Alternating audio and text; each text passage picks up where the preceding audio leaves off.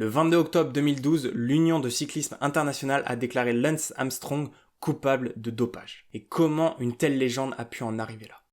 Bienvenue sur la chaîne Le Sport en Bref, et aujourd'hui on va parler de l'affaire Armstrong qui a tant fait parler sur les dernières années et notamment en 2012-2013. Avant d'en arriver à ce scandale, il est quand même important de faire un retour sur sa carrière et montrer justement comment il a pu arriver au sommet et comment derrière il a pu en descendre très brusquement. Lance Armstrong, il a commencé sa carrière à 21 ans et dès la deuxième année en tant que professionnel, en 1993, donc âgé de 22 ans, il a remporté sa première étape du Tour de France et dans la même année a été sacré champion du monde de cyclisme sur route. Lance Armstrong il fait donc un très beau début de carrière, mais 3 ans plus tard, le 8 octobre 1996, on lui décrète la présence d'un cancer des testicules. Ce cancer a été détecté suite à un taux anormal de testostérone dans le sang. À ce moment-là, en 1996, on a déjà une première polémique puisque le taux de testostérone dans le sang est un des critères et une des études et analyses qui est faite pour le contrôle antidopage. Ce qui montre donc que malgré les contrôles antidopage qu'il a subis durant toutes ses premières années de carrière, ils n'ont jamais mis en évidence ce taux anormal de testostérone et donc pas pu déceler ce cancer des testicules. Et donc se pose directement la question, mais au final, est-ce que le contrôle antidopage est vraiment fiable et est-ce que on peut vraiment détecter du dopage via ces tests? En tout cas, une seule chose est certaine, c'est qu'à ce moment-là, Lance Armstrong est touché d'un cancer des testicules. Par différents traitements et notamment de la chimiothérapie, Lance Armstrong a pu vaincre ce cancer des testicules et être complètement rétabli. Il va donc effectuer un retour à la compétition et en 1999, soit 3 années plus tard, il va remporter son premier Tour de France. Et ce premier Tour de France va être le premier d'une longue série puisque pendant 7 années consécutives, il va remporter le Tour de France. Mais au milieu justement de ces 7 années consécutives, en 2004, on a des premières accusations de dopage par 2 hommes, David Walsh et Pierre Ballester. Et ces 2 hommes affirment fermement qu'ils ont aussi des preuves à l'appui pouvant prouver que Lance Armstrong se dope. Mais il se passe pas vraiment grand chose, l'affaire va un peu se dissiper et en 2005, Lance Armstrong va donc gagner son 7e et dernier Tour de France et dans la foulée prendre sa retraite. Mais un mois seulement après la retraite de Lance Armstrong, le fameux journal L'Équipe décrète que Lance Armstrong a été contrôlé positif à l'EPO. Mais là aussi, rien ne se passe et aucune poursuite ne sera engagée. Et 3 ans plus tard, en 2008, Lance Armstrong va décider de faire son grand retour à la compétition et reprendre sa carrière de cycliste professionnel. Et dès l'année suivante, en 2009, il finira même 3e de l'édition du Tour de France. Mais c'est en 2010 que vont débuter tous les problèmes de Lance Armstrong.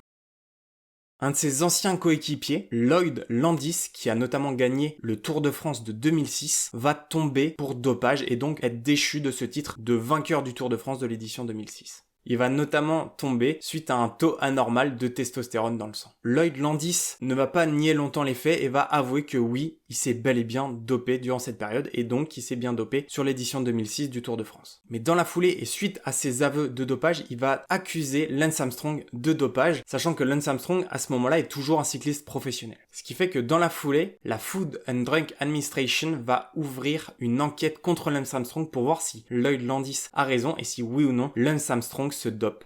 Et un petit mois plus tard, en juillet 2010, Lloyd Landis va décrire précisément toutes les méthodes de dopage qu'il utilisait et notamment décrire 2 séances de transfusion qu'a subi Lance Armstrong pour se doper. Suite à cette annonce de Lloyd Landis et ses aveux et ses descriptions de dopage, 6 mois vont s'écouler et en début de l'année 2011, Lance Armstrong va décider de prendre définitivement sa retraite. Et suite à cette annonce de retraite, tout va s'emballer dans l'affaire Lance Armstrong. Les autorités italiennes, suisses, espagnoles, françaises vont effectuer une enquête commune avec les autorités américaines afin d'enquêter sur le préparateur physique d'Armstrong, le préparateur historique de Lance Armstrong, qui est l'italien Michel Ferrari et qui a aussi déjà sa petite réputation en termes de dopage. Derrière, on va avoir 2 coéquipiers de Lance Armstrong qui vont avouer avoir vu Armstrong se doper. Les enquêtes de dopage contre Lance Armstrong s'enchaînent et malgré le fait que Armstrong essaye de les étouffer au fur et à mesure, il n'en est rien et il n'arrive pas à les arrêter. Et toutes ces enquêtes et tout ce travail acharné par les différentes autorités du monde entier vont dévoiler et vont faire éclater le programme de dopage le plus sophistiqué jamais vu de l'histoire du sport. Cette tournure de phrase, c'est Lance Armstrong en personne qui l'a utilisé lors d'interviews. Et le 22 octobre 2012, l'Union de cyclisme international, qui est donc la plus haute instance du cyclisme mondial, annonce la radiation à vie de Lance Armstrong du cyclisme et lui retire tous ses titres qu'il a pu remporter en tant que professionnel, et donc notamment ses 7 titres du Tour de France. Soit dit en passant, ces 7 titres du Tour de France n'ont jamais été réattribués et donc sont laissés aujourd'hui sans vainqueur.